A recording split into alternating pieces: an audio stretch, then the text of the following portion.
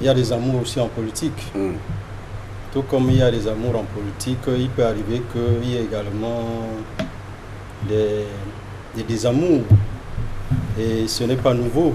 Vous savez que, je crois que c'était lors des sénatoriales, il y a de cela 5 ans, il y a eu ce genre de deal en dessous des tables qui s'était déroulé dans la Gamawa et qui a permis, je ne sais plus si c'était au RDPC ou au SDF, d'avoir des sénateurs de ce côté-là.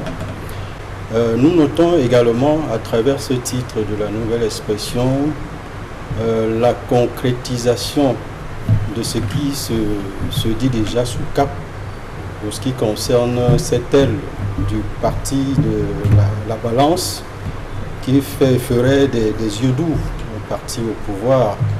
Et nous voyons donc les conséquences que cela donne, que cela puisse faire que le RDPC puisse avoir la majorité confortable au Sénat. Parce que justement, il se raconte déjà qu'en attendant les résultats qui vont sortir, qui seront proclamés par les instances compétentes, nous savons déjà que le RDPC est largement parti favorablement majoritaire pour remporter ces élections.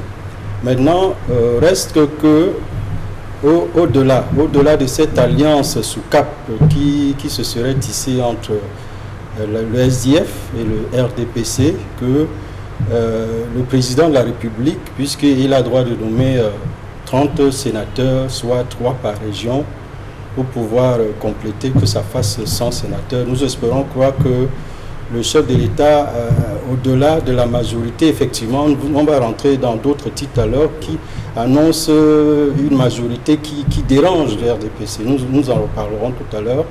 Je disais donc, nous espérons que le chef de l'État va essayer de rectifier le tir pour que la chambre haute du Parlement ne soit pas une chambre totalement monocolore, qu'il puisse dans ses nominations penser aux autres partis politiques qui concourent au suffrage des électeurs.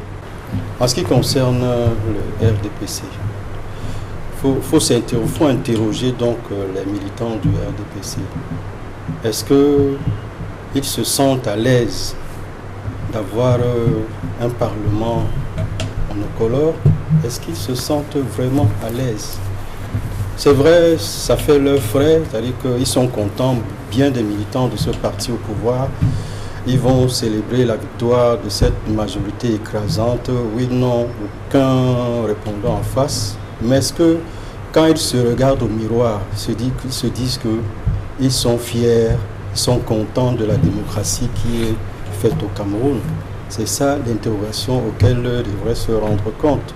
Mais pour l'ensemble du pays, ce n'est pas bien. Il n'est pas bon que pour un pouvoir, il y ait pratiquement les institutions soient colorées d'un seul parti politique, alors que nous comptons au Cameroun près de 300 partis politiques. Mais cela veut dire qu'il y a quelque chose qui ne... C'est la faute à qui, Rodrigue? Non, bien sûr, il faut interroger le système électoral. C'est le système électoral qui est en cause, avec tous les tripatouillages que nous savons. Si on parle du système électoral, il ne s'agit pas seulement du code électoral, il s'agit également des institutions qui concourent à ce que ces élections se déroulent.